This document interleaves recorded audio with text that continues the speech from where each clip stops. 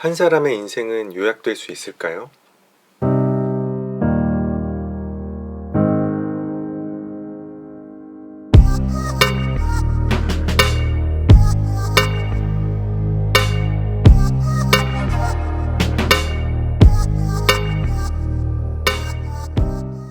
안녕하세요. 보기 드문 책 문지혁입니다. 오늘 우리가 함께 읽어볼 책은 무라카미 하루키의 단편소설 침묵입니다. 이 침묵이라는 소설은 하루키의 단편집 렉싱턴의 유령에 실려 있는데요. 이 단편집에는 침묵 말고도 렉싱턴의 유령, 또 토니 나키타니 같은 흥미로운 단편들이 수록되어 있습니다. 오늘 우리가 살펴볼 이 소설의 줄거리를 아주 짧게 요약하면 이렇습니다. 화자인 나는 직장 동료인 오자와 씨와 함께 공항에 있습니다. 때는 12월 초순이고요. 이들은 니가타라고 하는 지방에 출장 갈 일이 있어서 공항에 왔는데 눈 때문에 비행기가 지연됐습니다. 그래서 자연스럽게 시간이 생긴 거예요.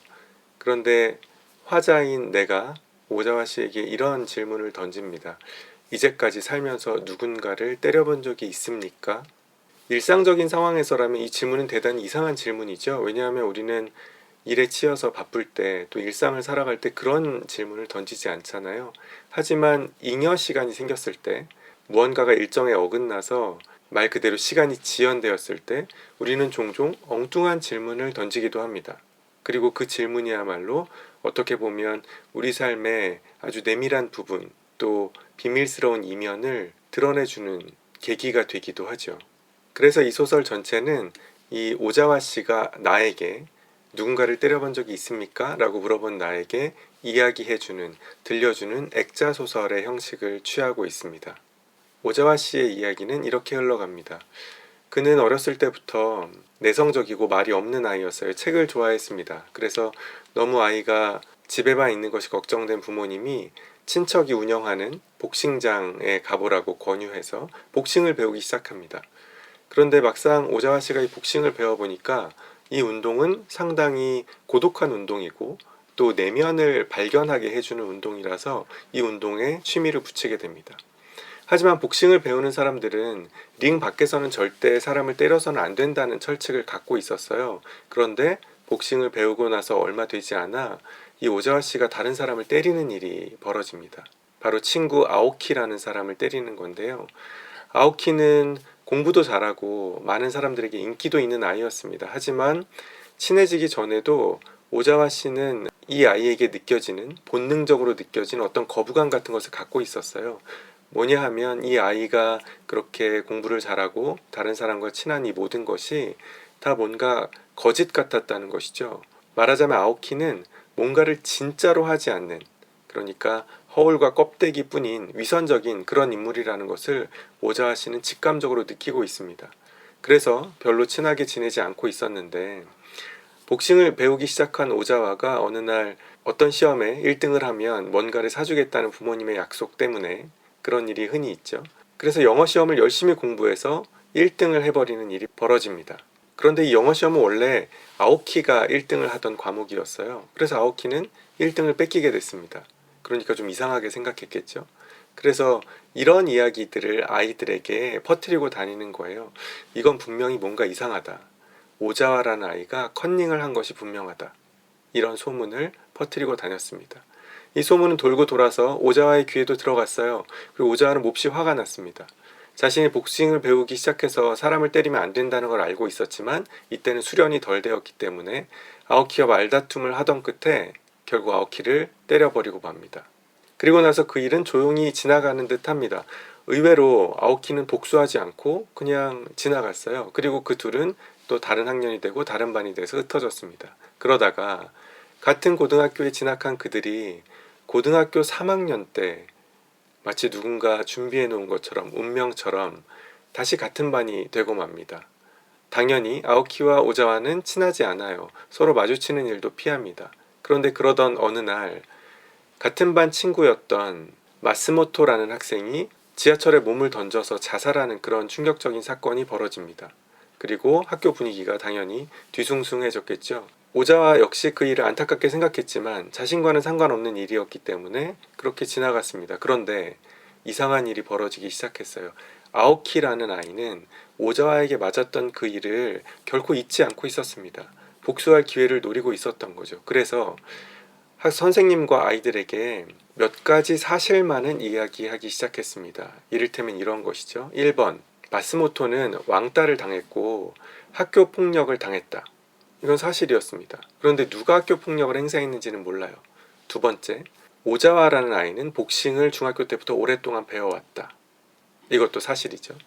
세 번째, 나는 중학교 때 오자와에게 맞은 적이 있다. 이것도 사실입니다.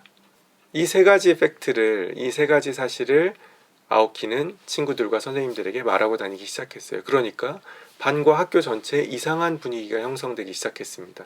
아오키는 오자와가 마스모토를 때려서 마스모토가 자살했다고 말한 건 아니에요. 하지만 그 이야기들을 조합해보면 마치 복싱을 배운 오자와가 예전에 아오키를 때렸던 것처럼 마스모토를 때렸을 수도 있지 않을까라는 추측을 모두가 할 수 있게 되는 것이죠. 그래서 오자와는 자신을 바라보는 선생님과 학생들의 변한 시선, 차가운 시선, 냉대, 소위 말하는 왕따, 이지메 이런 것들을 경험하면서 극심한 심리적인 고통을 겪게 됩니다. 자신이 한 게 아니에요. 억울합니다. 하지만 아무도 자기 말에 귀 기울여 주지 않아요. 자기에겐 처음부터 변론할 기회 자체가 주어지지 않았습니다. 그래서 밤마다 오자와는 꿈속에서, 상상 속에서 아오키를 두들겨 패는 그런 식의 복수를 꿈꾸면서 괴로워하다가 잠이 듭니다. 그러던 어느 날 사람이 많은 시간에 지하철을 학교에 가기 위해서 탄 오자와가 같은 칸에 운명의 장난처럼 타 있는 아오키를 발견합니다. 이 둘은 멀리 떨어져 있고 사람들로 가득 차 있기 때문에 둘이 뭔가 싸우거나 말을 하거나 대화를 할 수는 없어요. 하지만 오자와는 아오키를 바라봅니다. 아오키도 오자와를 바라봅니다. 눈싸움을 하는 거죠. 그 둘은 서로를 오랫동안 깊게 응시합니다. 그리고 마침내 둘이 헤어지기 직전에 오자와는 아오키의 눈빛이 조금 떨리고 있다는 것을 알아챕니다. 오자와는 오랫동안 복싱을 해왔기 때문에 알고 있어요. 발이 풀렸지만 자신이 발이 풀린 것을 모르는 복서의 눈빛을 오자와는 알고 있습니다. 그리고 바로 그 눈빛이 아오키에게서 느껴졌어요. 그리고 아오키가 먼저 고개를 돌립니다. 이 사건 이후로 사실 아무것도 달라지지 않았습니다. 오자와는 계속해서 아무도 이유를 정확히 알 수 없는 왕따가 되어서 고등학교 남은 시절을 보내야 했습니다. 하지만 오자와는 그걸 견딜 힘을 얻게 됐어요. 왜냐하면 적어도 아오키의 눈빛을 오자와는 보았기 때문에, 그리고 그것이 치밀한 계획에서 비롯된 일이라는 사실을 확인했기 때문에 어느 정도 마음의 위안과 평화를 얻게 됐습니다. 그리고 마치 링 위에 올라선 복서처럼 나 혼자 이것을 견뎌 나가야겠다는 결심을 하게 됐습니다. 이 이야기를 하면서 오자와 씨는 화자인 나에게 이렇게 말합니다. 그 사건 이후로 나는 무언가 조금 달라졌다. 그리고 그것이 나는 극복한 것으로 착각하고 있었지만 실제로는 극복한 것이 아니라 내 삶 어딘가에서, 내 삶의 어느 시점과 어느 순간에 다시금 아오키 같은 인간이 나타날 수도 있다는 두려움으로 내 안에 깊게 남아있다라고 이야기합니다.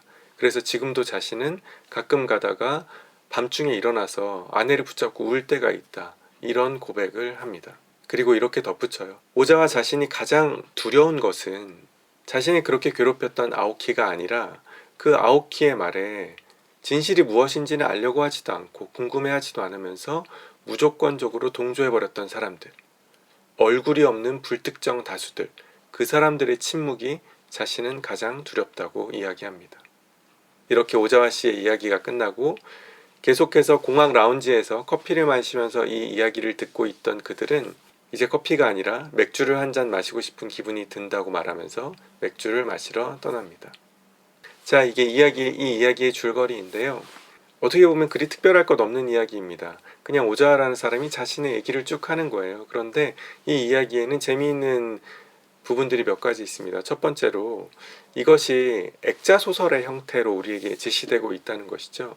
액자소설을 우리는 흔히 프레임 소설이라고 말하는데, 이 프레임은 이 소설의 형식적인 구조를 결정하기도 하지만 이 이야기 속에서도 뭔가를 드러내주기도 합니다. 무엇이냐면 아오키가 사람들에게 제시했던 것, 그게 바로 프레임이기 때문에 그래요. 아오키는 저 사람이 실제로 마스모토를 때렸다라고 말하진 않았습니다. 하지만 어떤 프레임을, 어떤 팩트로 이루어진 프레임을 통해서 보면 오자와가 마치 마스모토를 괴롭힌 것 같은 그런 인상을, 그런 시각을 갖게 한 것이죠. 사람들로 하여금. 그래서 아오키라는 인물은 다른 사람들에게 프레임을 제공할 줄 아는 인물이었습니다. 이건 대단히 탁월한 능력이기도 하지만 좀 무서운 능력이기도 해요. 왜냐하면 현실을 사는 우리들은 우리 자신의 방식대로 세상을 바라보지 않고 다른 누군가의 프레임을 빌려서 바라보는 경우가 많기 때문에 그렇습니다. 조지 레이코프라는 미국의 유명한 언어학자가 그런 재미있는 제목의 책을 썼잖아요. 코끼리는 생각하지 마 라는 책을 썼습니다. 이런 말 들으면 어떠세요? 코끼리는 생각하지 마. 그러면 우리는 자동적으로 코끼리에 대해서 생각하게 됩니다. 참 신기하죠? 코끼리에 대해서 생각하지 말라고 했더니 이제까지 생각도 하지 않았던 코끼리를 생각하게 됐어요. 프레임이란 그런 겁니다. 어떤 시각으로, 내가 이제까지 생각도 하지 못했던 어떤 시각으로 세계를 바라보게 하는 것. 아오키는 그것을 만들 줄 아는 인물이었고 다른 사람들에게 그것을 강제할 줄 아는 인물이었습니다. 하지만 그 나머지 친구들 그리고 선생님들, 불특정 다수의 사람들은 자기 자신만의 프레임을 갖고 있지 않았기 때문에 이 아오키의 프레임으로 오자와를 바라보게 된 거예요. 그래서 그것이 오자와를 무너뜨리게 된 것입니다. 우리는 우리 자신이 독립된 인간이란 착각 속에 살아갑니다. 하지만 그건 사실이 아니죠. 우리는 계속해서 다른 누군가의 눈으로 세상을 바라봅니다. 내가 가진 눈으로 세상을 바라보기 위해서는 내가 어떤 사람이고 내 내면이 어떻게 이루어져 있는지 알아야 되는데 그건 쉽지 않습니다. 어떻게 보면 오자와라는 인물이 그것을 이겨낼 수 있었던 이유는 복싱이라는 운동을 통해서 자기 자신의 내면을 발견하는 법, 그리고 자기 자신과 싸우는 법, 싸워 이기는 법을 알고 있었기 때문이었는지도 모릅니다. 책을 읽는 것이 사실 가장 좋은 내면을 발견하는 법이죠. 책을 많이 읽는 것은 제가 전에 영상에도 얘기한 적이 있지만 우리에게 아무런 실질적 이득도 주지 못합니다. 하지만 단 한 가지 이득을 준다면 그것은 우리만의 시각, 우리만의 프레임으로 세상을 바라볼 수 있게 해준다는 거예요. 어쩌면 자기 자신만의 시각을 갖고 있는 사람들이 오자와 옆에, 아오키 옆에, 마스모토 옆에 더 있었다면 오자와는 이런 일을 당하지 않을 수 있었을지도 모릅니다. 우리의 삶이 우리를 괴롭히고 우리가 하지 않은 일로 우리를 힘들게 할 때 오해 때문에, 억울함 때문에, 또 편견 때문에 우리는 종종 지치고 쓰러지게 되죠. 마치 펀치를 많이 맞은 복서처럼 링에 걸터 앉아서 주저앉아 버리고 맙니다. 그런데 오자와가 했던 이 극복의 방식을 우리는 유심히 바라볼 필요가 있습니다. 오자와가 아오키를 전철에서 우연히 만났을 때 그가 한 일은 아오키를 때리거나 아오키를 외면한 것이 아니라 아오키를 똑바로 바라본 거였어요. 아오키란 사실 상징적인 인물입니다. 그것은 얼굴을 바꿔서 우리의 삶에서 언제든 나타날 수 있는 어떤 고통의 이름이기도 해요. 분노의 이름이기도 하고 또 어려움과 고난의 이름이기도 합니다. 그런데 그것을 마주할 때마다 우리가 할 수 있는 가장 쉬운 선택은 나 자신을 연민하고 도망쳐 버리는 것이지만 정말로 그것을 극복하기 위해서 우리가 해야 하는 첫 번째 발걸음은 바로 그것을 똑바로 마주보는 것입니다. 그것을 응시하고 그것을 대면하면 우리는 그 어려움으로부터 벗어날 수 있는 실마리를 잡을 수 있게 될 겁니다. 마치 아오키를 오랫동안 바라보고 상황은 변하지 않았지만 그 상황을 스스로 이겨낸 오자와의 경우처럼 말이죠. 우리가 우리의 삶을 잘 견뎌내기 위해서 모두가 오자와처럼 복싱을 배워야 할 필요는 없을 겁니다.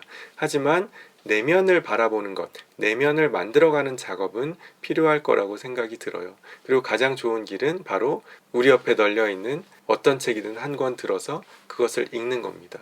그 책을 읽음으로써 우리는 우리의 내면에 조금 더 가까이 다가갈 수 있고 외면하고 모른 척했던 우리의 본래 모습도 조금 더 자세히 들여다볼 수 있을 테니까요. 인지과학에서는 이 프레임을 이렇게 정의합니다.